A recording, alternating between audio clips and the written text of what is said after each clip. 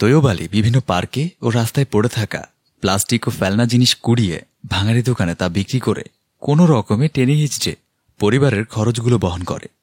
পরিবারে তার মা মরা এক ছেলে ও এক মেয়ে রয়েছে। ছোট মেয়েটি হওয়ার সময়ই তার স্ত্রী মারা যায়। তারপর থেকে নিজেই সন্তান দুটি লালন পালন করতে থাকেন। ছেঁড়া কাঁথায় শুয়ে লাখ টাকার স্বপ্ন দেখার স্বপ্নবাজ হল তৈয়ব আলীর ছেলে সুলতান, যে কিনা নিজের পরিচয় লুকিয়ে বড়লোকই দেখাতে ভালোবাসে।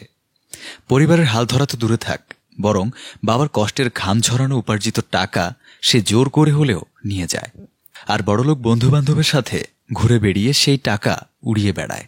এমনকি নিজের বোনকেও সে পরিচয় দিতে লজ্জাবোধ করে।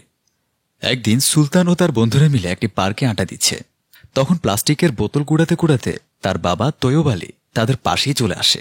ছেলেকে দেখে সে দৌড়ে আসে, ছেলেকে উদ্দেশ্য করে বলে, বাবা তুই এখানে?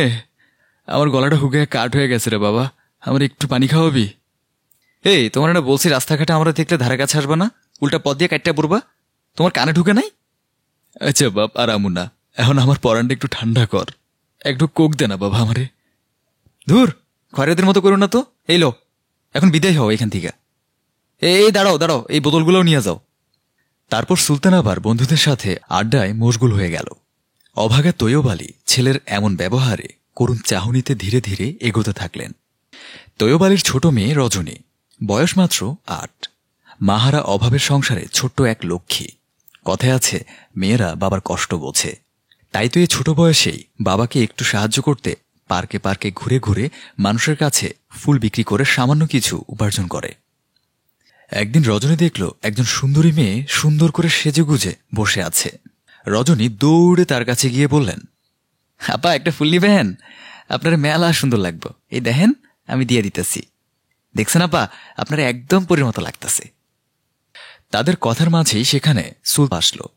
আসলে এই সুন্দরী মেয়েটি সুলতানের প্রেমিকা। সে রজনীকে দেখে চমকে গেল। সে মনে মনে ভাবল, আই হাই, রজনী যদি এখন ওর সামনে বইলা দেয় যে ও আমার বোন, তাহলে তো আমার 12টা বাজে যাইব। না না, ওরে বিদায় করতে হইব। সুলতান রজনীকে ধমক দিয়ে বলল, এ মেয়ে এখান থেকে যা তো, কোনো ফুল লাগবে না। আরে ভাইয়া তুমি? তারপর রজনী কিছু বলার আগেই সুলতান তাকে আবার ধমক দিয়ে চুপ করিয়ে দিল।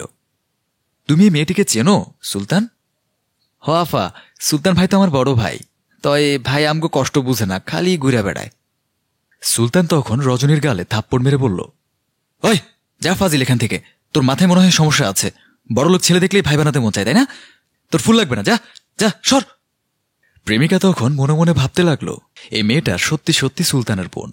চেহারায় কেমন যেন একটা মিল রয়েছে, আর সুলতানও কেমন ওর মতোই অনেকটা কথা বলছে। ব্যাপারটা ভালো লাগছে না। সুলতান রজনীকে ধাক্কা দিয়ে পাঠিয়ে দিল। রজনীর ফুলগুলো পড়ে গিয়ে সব নষ্ট হয়ে গেল। পায়ে ব্যথা পেয়ে মেয়েটি কাঁদতে কাঁদতে চলে গেল। প্রায় মাস 6 পর একদিন সুলতান হঠাৎ অসুস্থ হয়ে পড়ল। জানা গেল তার লিভার ক্যান্সার হয়েছে। তৈয়ব আলী চিন্তায় চিন্তায় পাগল প্রায়। অসুস্থ ছেলের পাশে বসে শুধু চিন্তাই করেন আর কাঁদেন। ছোট বোন রজনী ভাইয়ের সেবা করে, আর বাবার কান্না দেখে নিজেও শুধু কাঁদে।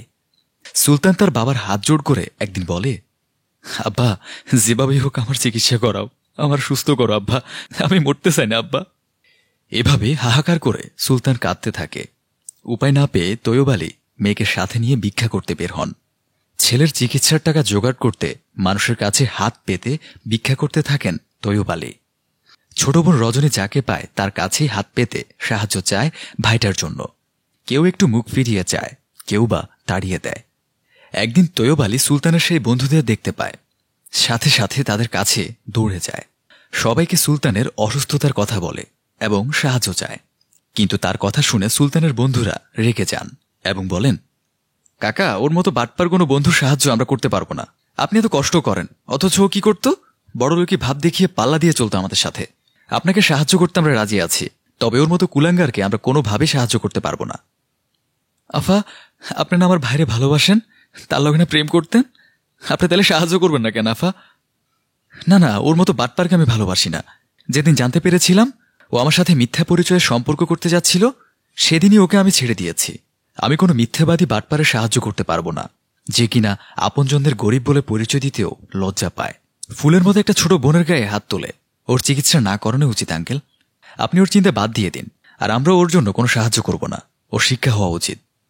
তৈয়ব আলী ওদের আর কিছু না বলে মাথা নিচু করে রজনীকে নিয়ে আবার ভিক্ষা করতে অগ্রসর হল।